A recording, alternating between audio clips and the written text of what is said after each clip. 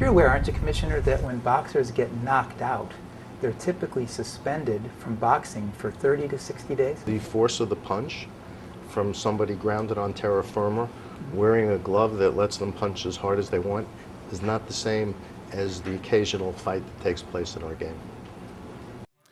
That was NHL Commissioner Gary Bettman testifying under oath almost 3 years ago. We're joined by TSN senior correspondent Rick Westhead. This is part one of a 5-part series called NHL Under Oath, where we examine the depositions from NHL executives in the ongoing concussion lawsuit. Today on TSN.ca, you have a column about the testimony from prominent NHL owners denying under oath of any knowledge of CTE. Let's begin with the depositions. What are they? Well, after the NHL lawsuit was filed in 2013, the league and many teams had to turn over emails and other documents. Depositions are the opportunity for the lawyers on the other side to start probing deeper and asking questions about those. So in this case, we saw NHL executives, even 5 NHL team owners have to testify about their emails and about what they were thinking and doing through the years on issues related to head trauma.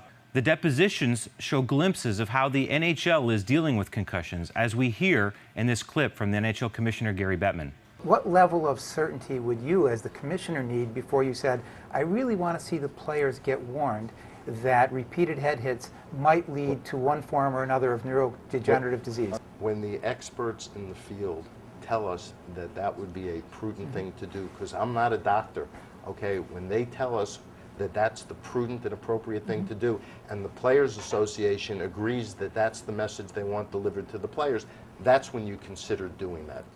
And Rick, in your reporting today on TSN.ca, what else did you learn about these depositions in relation to the NHL owners and what they believe about CTE?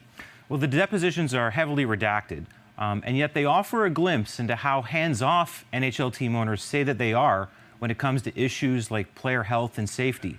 A lawyer representing ex-NHLers suing the league asked Boston Bruins longtime owner Jeremy Jacobs and LA Kings owner Phil Anschutz if they had ever heard of CTE. Have you ever heard of the neurodegenerative disease known as CTE? No.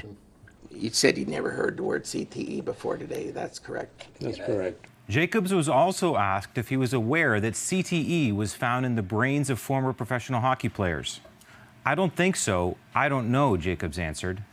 It was a surprising response from the NHL Board of Governors chairman because at the time of his deposition, CTE had been discovered posthumously in the brains of 4 former NHL players, Reggie Fleming, Rick Martin, Bob Probert, and Steve Montador.